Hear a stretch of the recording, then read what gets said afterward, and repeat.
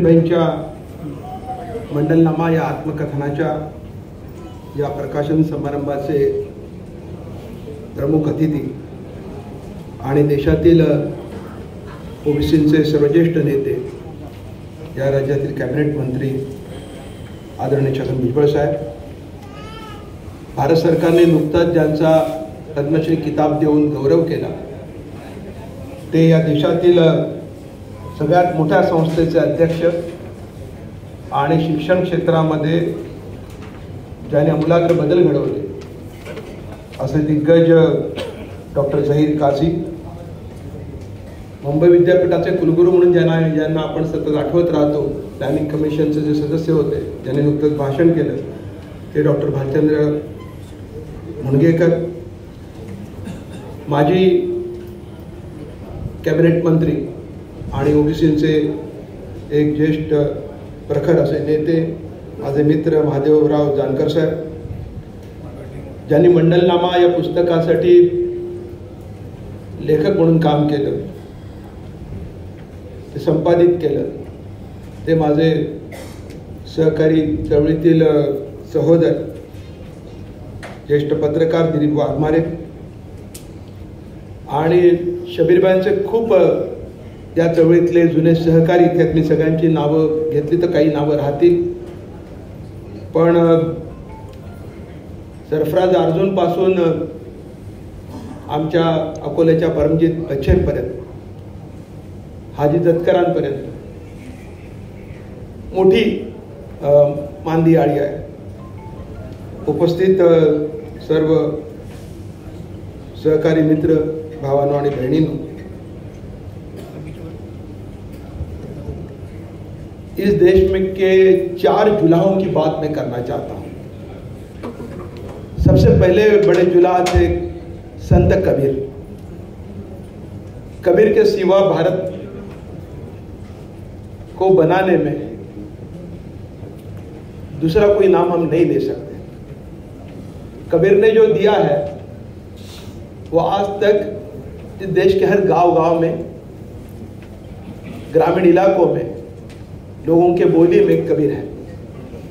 संत तुकाराम सुद्धा म्हणतात, कबीर माझे सगळे सोयऱ्यापैकी एक आहे. कबीर के बाद और एक नाम है, जुलाह थी वो फातिमा शेख.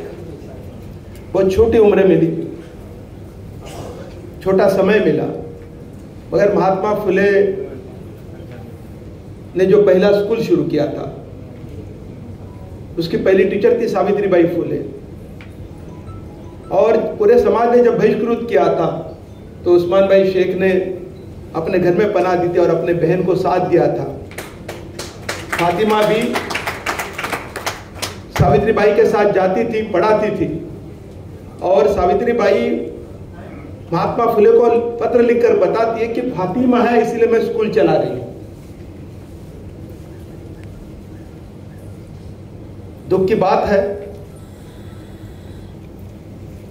बोलना नहीं चाहिए, मगर माननीय मंत्री महोदय यहाँ है इसलिए बोलना चाहता हूं. जो नया पाठ्यक्रम बनना शुरू हो चुका है उसमें से फातिमा शेख का चरित्र हटा दिया गया है. मगर उस जुला के घर की वो औरत इस देश को बनाने में सबसे एक बड़ी थी. तीसरा जुला था अब्दुल कईम अंसारी. उत्तर भारत के नेता थे, बिहार के नेता थे, और पसमानदा मुसलमानों की सबसे पहली बात आजादी के पहले अब्दुल कईम अंसारी साहब ने की. वो आरक्षण तो नहीं ले पाए, मगर अपनी बात जोर से रखी, पंडित जी से लेकर जाकर लड़ते रहे और पसमानदा मुसलमानों को आरक्षण होना चाहिए बात करते रहे.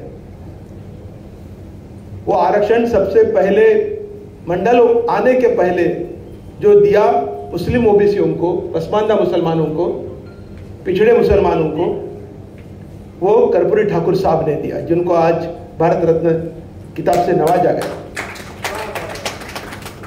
चौथे जुला हमारे सामने बैठे हैं शब्बीर अहमद अंसारी साहब.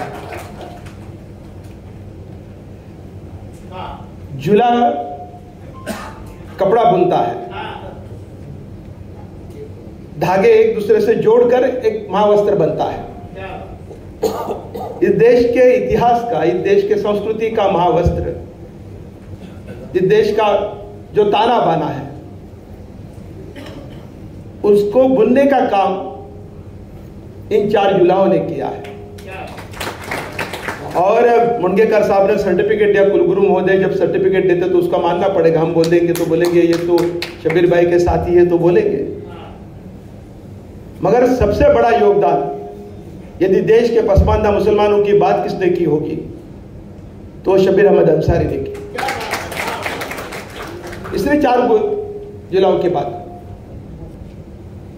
सर सैयद अहमद और मौलाना आजाद का योगदान एक बहुत बड़ा था तालीम के जगत में, आजादी के जंग में, देश को बनाने में। मगर पिछड़े और पसमानदा तबकों को उनका हकूक मिलना चाहिए, इसके लिए जिन लोगों ने लड़ाई की उसमें शबीर भाई का योगदान बड़ा है। तब तक अंतुले साहब का जिक्र अभी किया, पूरे महाराष्ट्र पर तब तक अगड़े लोगों का ही राज था। पिछड़ों को अपना स्थान बनाने के लिए बहुत, हाँ अभी भी है, तो पिछड़ों को स्थान बनाने पर संघर्ष करना पड़ता है। जानकर साहब आज भी संघर्ष कर रहे हैं, मगर पहले 2 पिछड़ों को टिकट दिलवाने का काम, हाफिज भाई आज नहीं रहे मगर हमारे ताहिर मोमिन साहब है बैठे भिवंडी से, तो रशीद ताहिर मोमिन साहब, उनको टिकट दिलवाने का काम शबीर भाई ने किया। इस मूवमेंट में 2 बड़े लोगों ने यदि साथ नहीं देते तो पसमानदा की बात पूरे भारत में जमकर ताकत से खड़ी नहीं रहती। उनमें एक सबसे बड़ा नाम है महानायक जो थे दिलीप कुमार यूसुफ खान साहब, और वो खुद को बागबान कहते थे और हिम्मत से खड़े रहे। मुंबई आए, भिवंडी आए, सांगली गए, हैदराबाद गए, बंगलोर गए, दिल्ली गए, लखनऊ गए, हर जगह गए। और दिलीप कुमार साहब ने जिस तरह से ताकत से इस मूवमेंट को समर्थन दिया, उसके लिए मेरे पास उनके प्रति कृतज्ञता रखने के सिवा और कोई शब्द नहीं है। उनको भारत रत्न दिया जाना था, नहीं दिया गया, क्योंकि भारत रत्न देने में भी राजनीति होती है। कर्पूरी ठाकुर का ऐसे ही याद नहीं किया, पिछड़ों के लिए नहीं याद किया। पिछड़ों को दबाना और बाद में संभालने के लिए कर्पूरी ठाकुर को देना। मौका आएगा जब आएगा तब आएगा। मगर दिलीप कुमार साहब के बाद और एक शख्स है जिन्होंने इस मूवमेंट को बनाने में पूरी अपनी ताकत लगाई, समय दिया, खड़े रहे, अपनी संस्था का खड़ा किया। वो है डॉक्टर जहीर काजी साहब। क्योंकि जहीर काजी साहब मैं देख रहा हूं पिछले 40 साल से इस मूवमेंट से जुड़े हैं। गोरा गोमटा माणूस, यंग माणूस, इंग्रजीत बोलणारा माणूस जेव्हा अशा गोष्टीचं समर्थन करतो तेव्हा लोकांना पण मान्यता द्यायला लागतात। आता शबीर भाईना बाहर काढायचे ना लोग, भाई हमारे कोई जात पात नहीं है, तुम काहे की ये बात करते हो। हाँ ये बात सही है कि इस्लाम में जात पात नहीं है, क्रिश्चियनिटी में जात पात नहीं है, मगर जात पात एक व्यवस्था इस भारत देश की, इस उपखंड की, पाकिस्तान से लेकर बांग्लादेश तक जात है। तो धर्म कौन सा भी हो, मजहब कौन सा भी हो, मजहब बदलने से जात व्यवस्था खत्म नहीं होती, क्योंकि जात एक इस समाज की बुनियादी व्यवस्था है, उसका धर्म से कोई मतलब नहीं। इसलिए धर्म बदलने से जात नहीं बदली, और इसलिए पिछड़ों को वो सहूलत देने की जरूरत है, उनको पिछड़ापन दूर करने के लिए। और ये बात शबीर भाई ने तब से की। मुझे याद है कि मंडल की जब जनार्दन पाटिल साहब का जिक्र किया, हम लोग भूल जाते हैं, कर्पूरी ठाकुर को अभी याद किया गया। महाराष्ट्र सरकार किस किस को महाराष्ट्र भूषण देती है, जनार्दन पाटिल को महाराष्ट्र भूषण नहीं दिया गया। जनार्दन पाटिल के नाम पर कुछ संस्था नहीं बनाई गई, उनको वो जो मिलना चाहिए था, गोपीनाथ मुंडे से लेकर छगन भुजबल तक, महादेव जानकर से लेकर कपिल पाटिल और शबीर भाई तक, नाम तो बहुत है, पर हमारे सब ओबीसी का बाप जनार्दन पाटिल था, ये ध्यान रखिए, याद रखिए। यदि जनार्दन पाटिल नहीं होते तो ओबीसी क्या मतलब है ये भी नहीं समझता। और मैं जाता था जनरल में, बहुत छोटा था तब, कई ओबीसी लोग कहते थे कि हम पिछड़े नहीं, हम दलित नहीं, हमको नहीं चाहिए आरक्षण। इस तरह के बात उनके समाज में, न्याती संस्था में होती थी, मुसलमानों में भी होती थी, उसमें कोई अलग बात नहीं है। पिछड़ापन का एहसास अभी होने लगा है। पिछड़ा अगड़ा इसके बारे में कई चर्चा आजकल शुरू है, उस बारे में मैं नहीं जाना चाहता क्योंकि ये मंच अलग है। डॉक्टर मुनगेकर साहब और भुजबल साहब की एक भूमिका अलग है, मेरी भूमिका अलग है, क्योंकि मैं महात्मा फुले के विचारों पर चलता और महात्मा फुले ने जिनको जिनको कहा उनके लिए मिलना चाहिए मेरा कहना है। सवाल यह है कि ओबीसी के अंदर जो अति पिछड़े लोग हैं उनको क्या मिलेगा, उनका प्रोटेक्शन कौन करेगा। SC ST ओबीसी के अंदर जो भटके मुक्त है, भटके मुक्त और उन जमातियों को 8% का प्रोटेक्शन मिला है। वो कोई ज्यादा मिला ऐसा नहीं, उनके संख्या के बावजूद। आपका संघर्ष शुरू है जानकर साहब, मगर मुस्लिम ओबीसी को अलग प्रोटेक्शन देने की जरूरत है। कई ओबीसी छोटी जाति है, ऐसी अलितेदार बलितेदार जाति है, जो व्यावसायिक जाति है, उनकी हालत बहुत बदतर है। तालीमी भी, माली भी, सब तरह की हालत बदतर है।